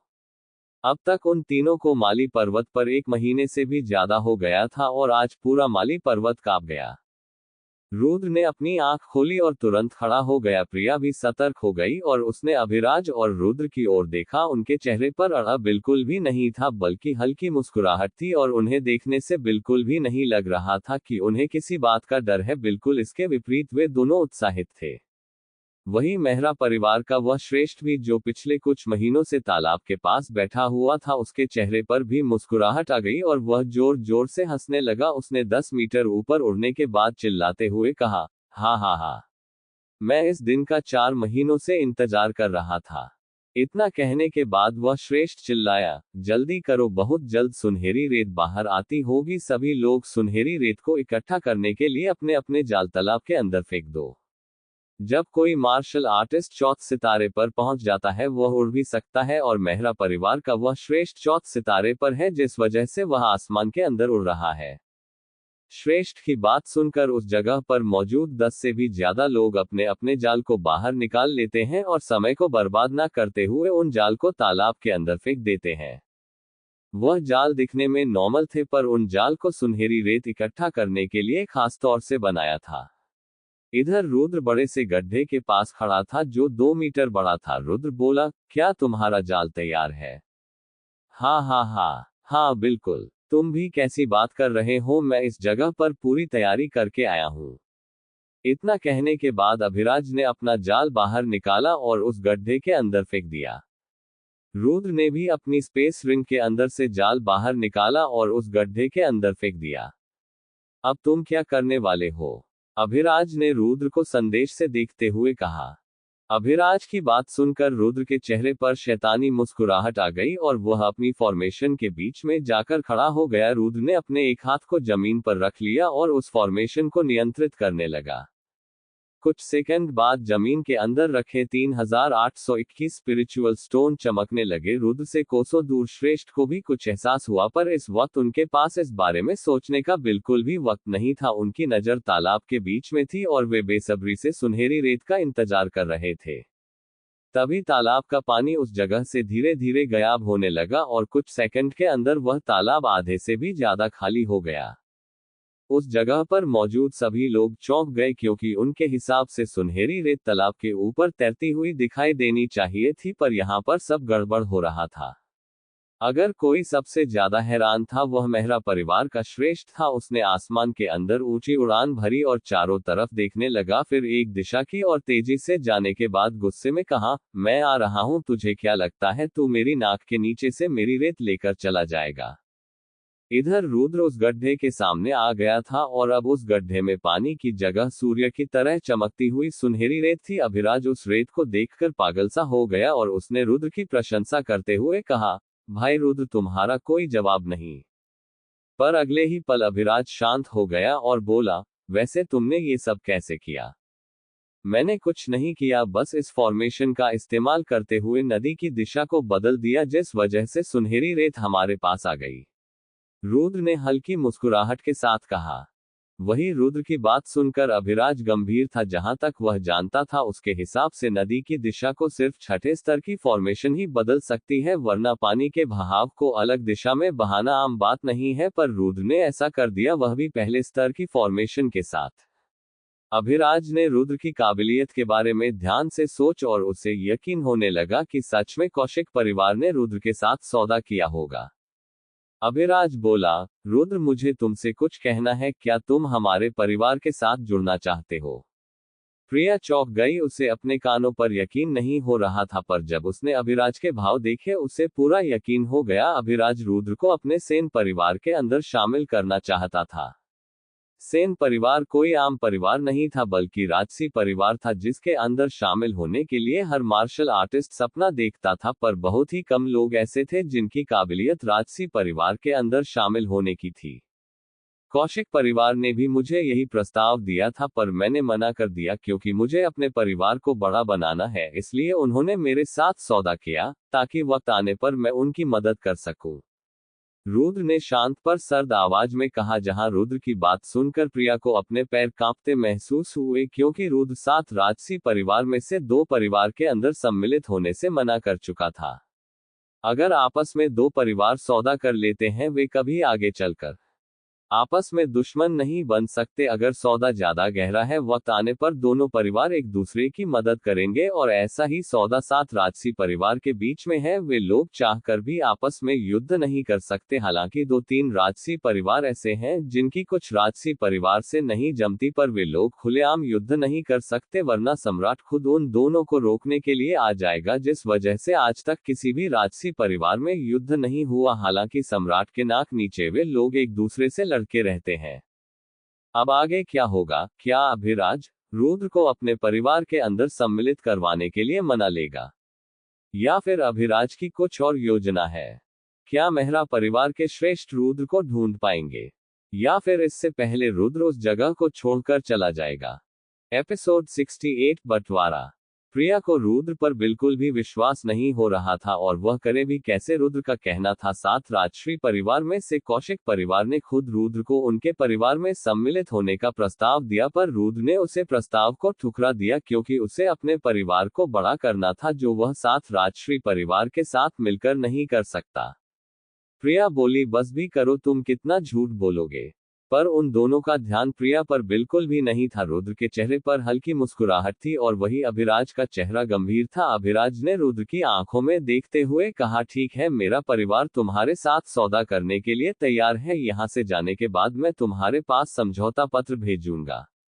अभिराज कुछ सेकंड रुका और फिर आगे बोला, वैसे मुझे इस पत्र को कहां पर भेजना है?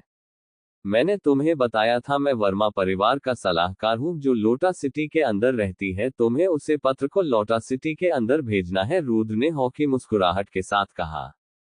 रुद्र की बात सुनकर अभिराज ने सर हिलाया, पर अचानक उसका चेहरा गंभीर हो गया। अभिराज बोला, और हाँ, मुझे तुम्हें एक और बात बतानी है। ये सौदा सिर्फ तुम्हारे साथ होगा। अगर तुमने वर्मा परिवार को छोड़ दिया, इससे हमारा बहुत बड़ा नुकसान होगा। हाँ हाँ हाँ, तुम सभी राजश्री परिवार वाले एक जैसे हो। कौशिक परिवार ने भी सौदा करने से पहले मुझसे यही बात कही थी, रुद्र ने कहा। वहीं उन दोनों को देखकर प्रिया हैरान थी, उससे वे दोनों किसी पागल से कम नहीं लग रहे थे। अभिराज ने खड़े खड़े सौदा कर लिया था, वो भी नौजवान लड़के से। अभी थोड़ी देर पहले वो रुद्र पर शक कर रहा था, पर अगले ही पल उसका बर्ताव बदल गया और उसने रुद्र के साथ सौदा करने का फैसला लिया। रुद्र की नजर सुनहरी रेत पर गई, जिसे देखकर रुद्र बोल, जाल बाहर निकालो। इतनी जल्दी? अभी तक जाल ने सारी रेत इकट्ठा नहीं की, अभिराज ने रुद्र से कहा। जल्दी करो, इस जाल को बाहर निकालो, वरना इस रेत का फायदा उठाने के लिए हम लोग जिंदा नहीं रहेंगे। इस रेत की रक्षा करने के लिए मेहरा परिवार ने चौथे सितारे का मार्शल आर्टिस्ट छोड़ा है, और वह किसी भी पल हम लोगों को ढूंढ सकता है। मेरे हिसाब से उसे हम लोगों तक पहुंचने में 1 घंटे का समय लगेगा। रुद्र की बात सुनकर अभिराज को ठंडे पसीने आने लगे। उसने जल्दी जाल को बाहर निकाल लिया। अब उन तीनों के सामने सुनहरी रेत का ढेर था। जहां कुछ समय पहले अभिराज एक पोटली रेत चुराने के बारे में सोच रहा था, वहीं अब उसके सामने उसे रेत का पूरा ढेर था।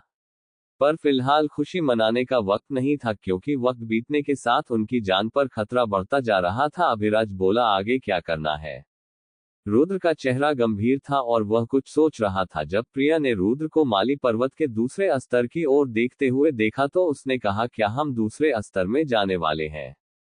नहीं, हम तीसरे स्तर में जाने वाले हैं। रुद्र की बात सुनकर दोनों चौंक गए। क्या ये पागल है? दोनों ने एक साथ कहा। रुद्र उन दोनों को माली पर्वत के तीसरे स्तर में जाने के लिए कह रहा था, जिस जगह पर जाना आत्महत्या करने के बराबर है। अभिराज को दूसरे स्तर के अंदर जाने में डर लग रहा था, पर रुद्र बेवकूफ तीसरे स्तर के अंदर जाने की बात कर रहा था। जहां तीसरे स्तर पर जाने के बारे में सोचकर वे दोनों डर रहे थे, वहीं रुद्र कुछ सोचकर खुश हो रहा था। उसने अपने आप से कहा, इन बेवकूफों को नहीं पता मैं यहाँ पर आया ही तीसरे स्तर पर जाने के लिए था। रुद्र माली पर्वत पर इसलिए आया था ताकि वह तीसरे स्तर पर जा सके, क्योंकि उसे ऐसे फिनिक्स की तलाश थी जिसकी खासियत बिजली हो, और जहां तक रुद्र का अंदाजा था ऐसे जानवर तीसरे स्तर पर ही मिलते हैं। रुद्र बोला, पहले हम अपने हिस्से की रेत बांट लेते हैं, फिर यहां से जाने के बारे में सोचेंगे।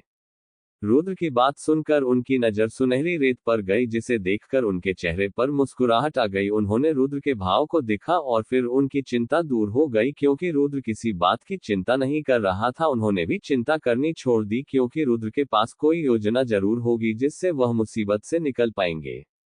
कुछ देर बाद अभिराज ने उसे रेत के 3 हिस्से कर लिए। हर हिस्से में एक बाल्टी जितनी रेत थी। अपने हिस्से की रेत देखकर अभिराज के चेहरे पर खुशी का ठिकाना नहीं था। जहां पथरीले चूहे द्वारा वे लोग मुट्ठी भर रेत चुराने के बारे में सोच रहे थे, वहीं अब उनके सामने बाल्टी जितनी रेत थी।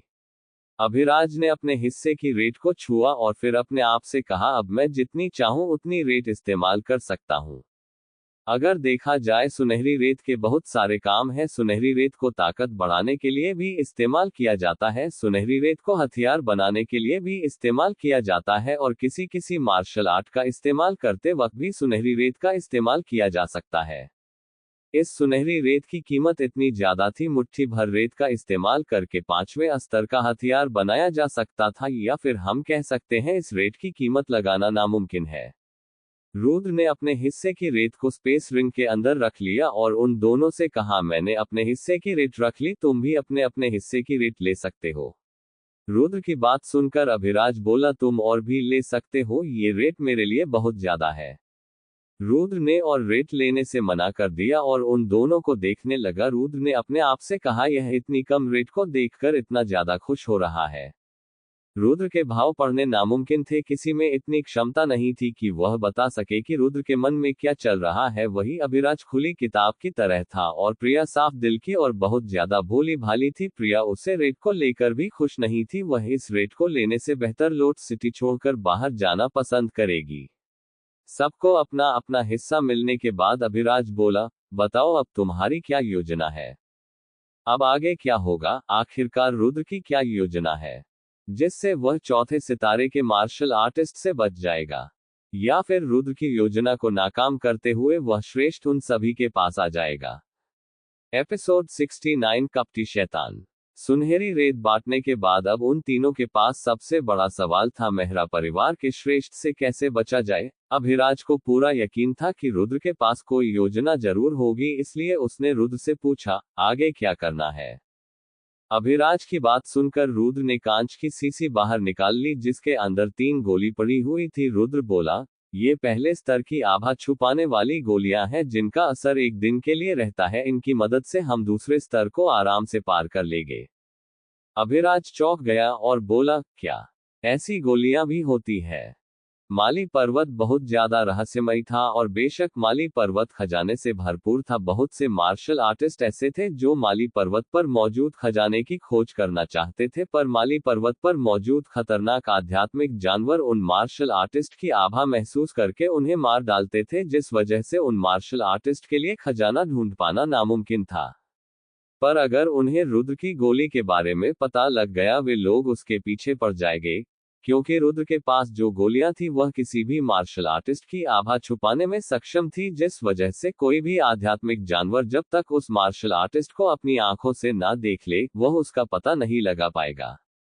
अभिराज ने रुद्र को देखा और फिर कहा, जहां तक मैं जानता हूं पूरे महाद्वीप पर ऐसी कोई भी गोली नहीं है जो किसी की आभा छुपाने में कारगर हो। तुम्हारे पास ये गोलियां कहां से आई? अभिराज की बात सुनकर प्रिया चौंक गई और उसने एकाएक रुद्र को देखा, जहां रुद्र के चेहरे पर किसी भी तरह के भाव नहीं थे, बल्कि वह अपनी जगह पर स्थिर खड़ा था। कुछ सेकंड रुकने के बाद रुद्र बोला, अरे क्या हुआ? तुम्हें इतना ज्यादा चौंकने की जरूरत नहीं है। मुझे ये गोलियां कहीं से नहीं मिली, बल्कि यह गोलियां मैंने खुद बनाई है। क्या इसका मतलब तुम वेद भी हो? अभिराज चिल्लाया। अब उसे समझ में आ रहा था कि क्यों कौशिक परिवार ने वर्मा परिवार के साथ सौदा किया है। इस वक्त उसके सामने शैतान खड़ा था जो दूसरे सितारे पर होकर तीसरे सितारे वाले मार्शल आर्टिस्ट को हरा सकता है, और वो फॉर्मेशन मास्टर के साथ साथ वेद भी है। अभिराज रुद्र को राजसी परिवार में मौजूद प्रतिभाशाली युवा की तरह समझता था, पर वह कहाँ जानता था रुद्र जैसा युवा राजसी परिवार में तो क्या पूरे राजगिरी महाद्वीप पर भी नहीं मिलेगा। अभिराज ने सोच लिया, वह कभी अपने आप को प्रतिभाशाली नहीं कहेगा, और तब तो बिल्कुल भी नहीं जब रुद्र उसके सामने खड़ा हो। अभिराज ने रुद्र के हाथ से एक गोली उठा ली और उसे निगलने के बाद दूसरे स्तर की ओर जाने लगा। रुद्र और प्रिया अभिराज के ऐसे बर्ताव से चौंक गए और उन दोनों ने एक साथ कहा, इसे क्या हो गया? वे नहीं जानते थे कि कुछ ही सेकंड के अंदर अभिराज का सारा घमंड चकनाचूर हो गया। जहां वह अपने आप को सातवें आसमान पर समझता था, वही वह रुद्र की प्रतिभा देखकर धरती पर गिर गया। 1.5 घंटे बाद उस जगह पर एक आदमी उतरा। यह आदमी और कोई नहीं बल्कि मेरा परिवार के 12वें श्रेष्ठ में से एक था। हालांकि 12 श्रेष्ठ में से 2 श्रेष्ठ को रुद्र ने मार दिया था। उस श्रेष्ठ ने आसपास का निरीक्षण किया और फिर उस गड्ढे के सामने आकर रुक गया, जिस गड्ढे के अंदर से रुद्र ने सुनहरी रेत को बाहर निकाला था। उसने मिट्टी के साथ सुनहरी रेत के कुछ कण को देखा और फिर गुस्से में अपने आप से कहा, बस एक बार मेरे हाथ लग जा, मैं तुम्हें बद से बदतर मौत दूंगा।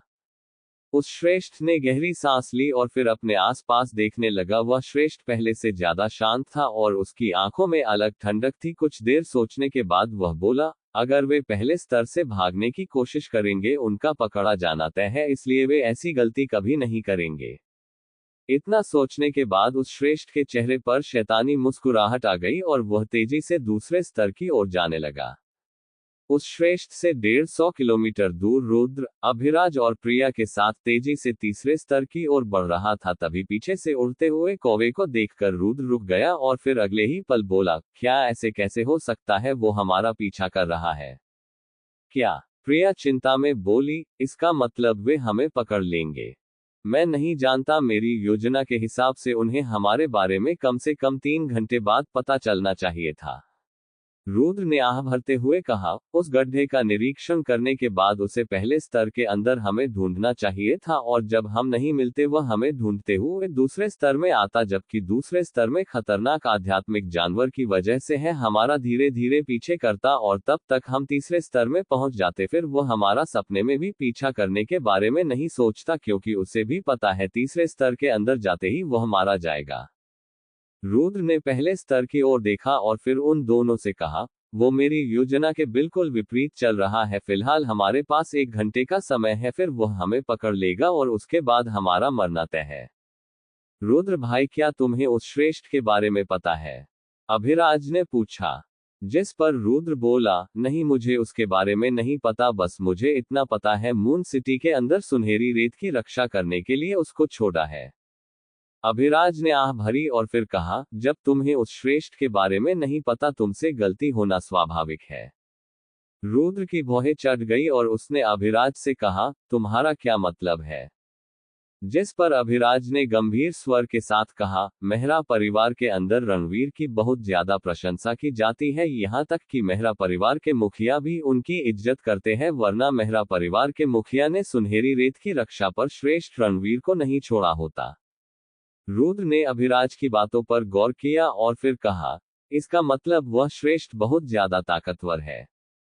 नहीं, बाकी श्रेष्ठ के मुकाबले में वह श्रेष्ठ इतना ज्यादा ताकतवर नहीं है, बल्कि वह क्रूर और धोखेबाज है। उसके पास हर मुसीबत से निपटने के लिए कोई ना कोई योजना होती है, यहाँ तक कि सातों राजसी परिवार के श्रेष्ठ भी उनकी योजना से नहीं बच पाए। कौशिक परिवार के श्रेष्ठ यशवंत को भी अपनी सुनहरी आंख श्रेष्ठ रणवीर की वजह से खोनी पड़ी थी, इसमें कोई शक नहीं। सभी श्रेष्ठ उनसे नफरत करते हैं, पर इससे ज्यादा उनसे डरते भी है। अभिराज की बात सुनने के बाद प्रिया को समझ में आया रुद्र की योजना विफल होने के पीछे क्या कारण था। रुद्र उसे बेवकूफ बनाने की कोशिश कर रहा था, जो आज तक सबको बेवकूफ बनाता आ रहा है। रुद्र भाई, हमें इसको यहीं पर छोड़कर भाग जाना चाहिए। अभिराज ने प्रिया की ओर इशारा करते हुए बिना किसी भाव के कहा, हमारी गति इससे बहुत ज्यादा तेज है। मुझे पूरा विश्वास है अपनी गति के साथ हम उस श्रेष्ठ को चकमा देने में कामयाब हो जाएंगे।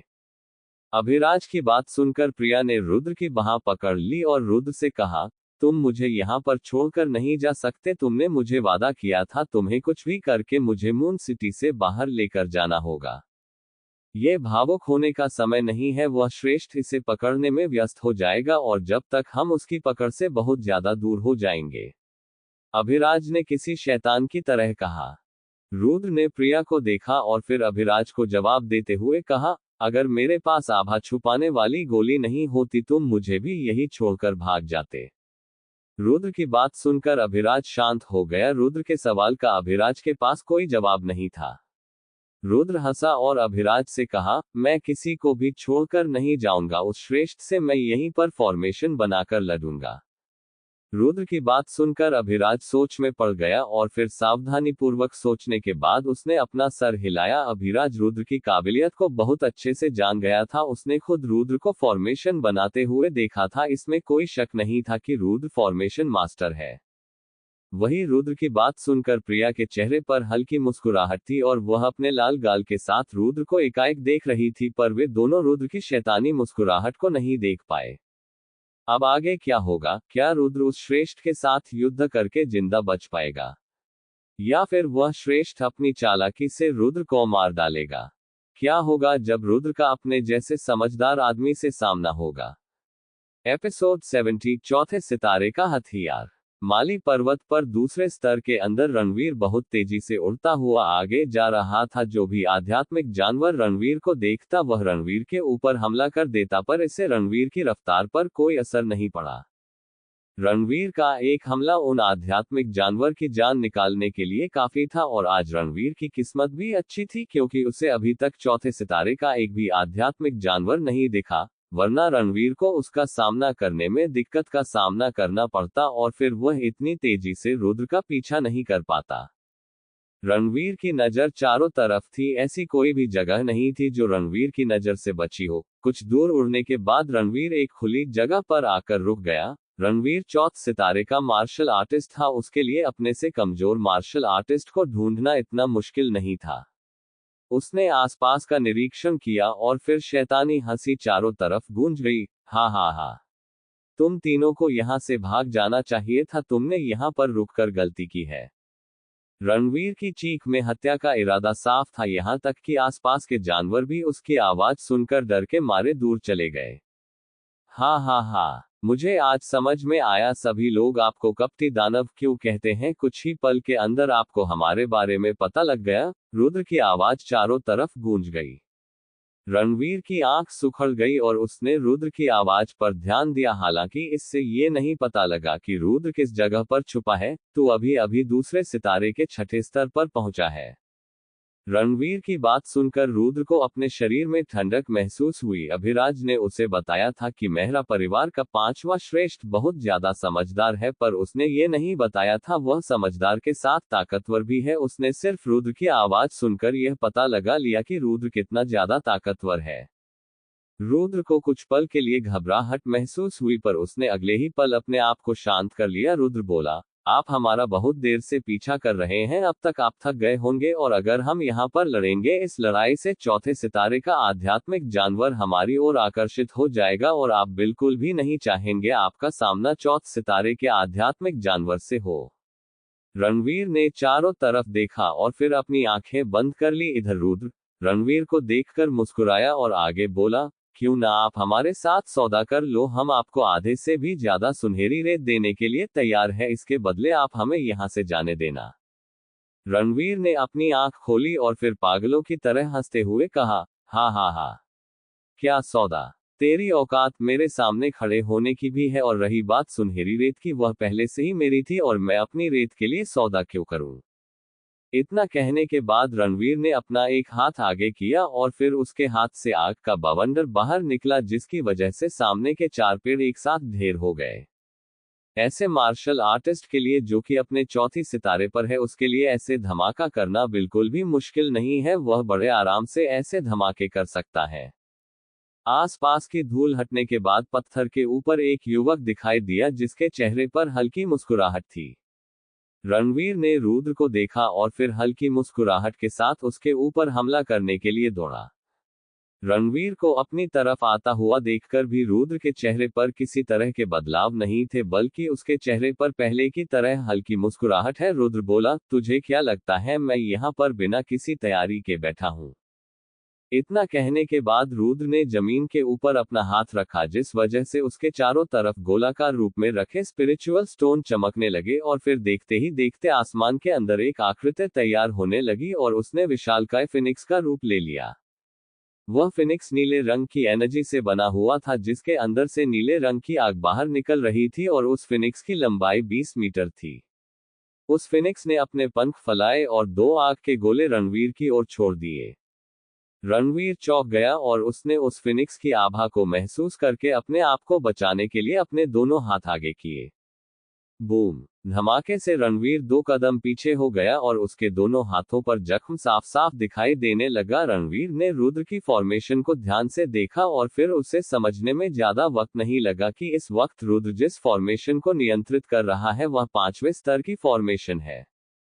हैरान रणवीर के चेहरे पर गंभीर भाव थे, वह पहले की तरह लापरवाह नहीं था। उसने कभी नहीं सोचा कि उसके सामने खड़ा बच्चा 5वें स्तर का फॉर्मेशन मास्टर होगा। रणवीर ने हल्की मुस्कुराहट के साथ कहा, मैंने कभी नहीं सोचा तेरे जैसा बच्चा भी 5वें स्तर का फॉर्मेशन मास्टर हो सकता है। ये फॉर्मेशन मुझे नुकसान पहुंचा सकती है, पर तेरी ताकत इस फॉर्मेशन को नियंत्रित करने के लिए बहुत ज्यादा कम है। इतना कहने के बाद रणवीर ने अपने दोनों हाथ जोड़ लिए और फिर अपनी मार्शल आर्ट का इस्तेमाल करने लगा, जिस वजह से रणवीर के अंदर से एनर्जी निकलकर उसके आगे जमा होने लगी और फिर उस एनर्जी ने 15 मीटर बड़ा विशालकाय दानव का रूप ले लिया। रुद्र उस दानव को देखकर चौंक गया और बोला, क्या मेहरा परिवार के पास ऐसी मार्शल आर्ट भी है? हा हा हा, क्या हुआ, अपनी मौत को करीब देखकर भागने का मन कर रहा है? रणवीर ने अपने दानव को रुद्र की तरफ भेजते हुए कहा। उस दानव को अपनी तरफ आता हुआ देखकर रुद्र ने फॉर्मेशन को नियंत्रित किया और उस फिनिक्स के द्वारा दानव के ऊपर आग उगलवाई। शू! दानव फिनिक्स की आग से टकराया, पर इससे ज्यादा फायदा नहीं हुआ। वह दानव उसी रफ्तार के साथ रुद्र की तरफ बढ़ रहा था। जहां उस दानव के ऊपर रुद्र के हमले को विफल देखकर रणवीर के चेहरे पर कुटिल मुस्कुराहट थी। तभी रुद्र चिल्लाया, प्रिया अभी! रुद्र के इतना कहते ही रुद्र के दाहिने ओर लगभग 5 मीटर की दूरी पर प्रिया दिखाई दी, जो अभी अभी झाड़ियां के पीछे से बाहर आई थी। उसने अपना हाथ धरती पर रखा और जैसे जैसे रुद्र ने बताया था उसने बिल्कुल वैसा किया और फिर कुछ ही सेकंड के अंदर हवा का बवंडर तैयार हो गया, जो उस फिनिक्स की आग के साथ मिल गया, जिस वजह से वह आग 10 गुना ज्यादा फैल गई। अब वह दानव धीरे धीरे पीछे हो रहा था। रणवीर भी हैरान था, उसे नहीं लगा था कि उस फॉर्मेशन को रुद्र के अलावा कोई और भी नियंत्रित कर सकता है। उसने अपने हाथ को आगे किया और उस दानव को अपनी एनर्जी देनी शुरू की। पर इससे पहले रणवीर और कुछ कर पाता, रुद्र दोबारा से चिल्लाया, अभिराज तैयार हो जाओ। हा हा हा, मैं पहले से ही तैयार हूं, आज मैं इस मास्टर को इसकी औकात दिखाने वाला हूं। अभिराज चिल्लाया और उसने धरती पर हाथ रखते हुए 15 मीटर बड़ा ड्रैगन बाहर निकाला, जिसके चारों तरफ बिजली कड़क रही थी। अभिराज ने अपने ड्रैगन को उस दानव पर हमला करने के लिए भेज दिया और वह ड्रैगन सीधा जाकर उस दानव से टकरा गया। बूम! उस जगह पर बहुत बड़ा धमाका हुआ और फिर देखते ही देखते वह दानव धुआं बनकर हवा में उड़ गया। इससे रणवीर को बहुत बड़ा झटका लगा और वह एक कदम पीछे हट गया। रणवीर उस दानव को नियंत्रित कर रहा था और जब वह दानव खत्म हुआ, इससे रणवीर के शरीर पर भी प्रभाव पड़ा, जिस वजह से रणवीर ने खून की उल्टी की। रणवीर के पास आराम करने का समय नहीं था, बल्कि आग का बवंडर तेजी से रणवीर की ओर आ रहा था। अगर जल्दी ही रणवीर ने कुछ नहीं किया, वह इस आग की लपेट में आ जाएगा, जिससे उसकी मौत भी हो सकती है। जैसे ही आग का बवंडर रणवीर के पास आया, उसके हाथ में एक सेवर दिखाई दिया जो किसी जानवर की हड्डी से बना हुआ था। रणवीर ने उस सेवर को घुमाया और उसके अंदर से एक एनर्जी बाहर निकली। फिर देखते ही देखते वह आग का बवंडर रणवीर के दोनों साइड से गुजर गया। देखने से ऐसा लग रहा था जैसे कि रणवीर ने उस आग के बवंडर को काट दिया हो। रुद्र के साथ प्रिया और अभिराज दोनों चौंक गए। रुद्र ने रणवीर के हाथ में हड्डी से बने सेवर को देखा और फिर उसकी आभा महसूस करने के बाद अपने आप से कहा, चौथे सितारे का हथियार। रुद्र का चेहरा गंभीर हो गया और वह बिना किसी भाव के रणवीर को देखने लगा। रणवीर के हाथ में सेवर था, वही रुद्र के पीछे उसका फिनिक्स उड़ रहा था। रणवीर ने हाफते हुए कहा, मैं लगभग आधी से ज्यादा दुनिया घूम चुका हूं, पर मेरा सामने कभी ऐसे बच्चों से नहीं हुआ जिन्होंने मेरी ऐसी हालत कर दी हो। मैं मानता हूं तुम तीनों ताकतवर हो, पर लड़ाई का अंत हम दोनों में से किसी एक की मृत्यु के साथ तय होगा। मैं चाहता हूं हम इस लड़ाई को यही रोक दे, पर इसके बदले तुम्हें आधी सुनहरी रेत मुझे देनी होगी। मैं यहां से चुपचाप चला जाऊंगा।